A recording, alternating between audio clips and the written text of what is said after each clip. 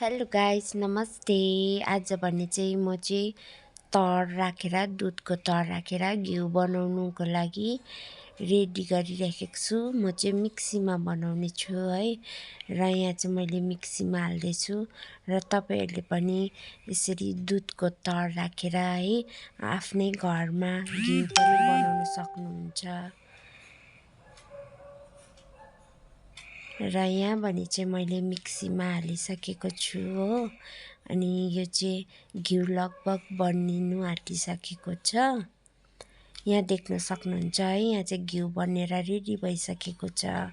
र यसलाई चाहिँ म अब एकछिन फ्रिजमा हाल्नेछु अनि घिउ निकालेर खार्ने। यहाँ चाहिँ मैले घिउ कराईमा बसाइसकेको छु है खार्नको लागि, र यसलाई चाहिँ मजाले चलाउँदै मैले चाहिँ खार्दैछु।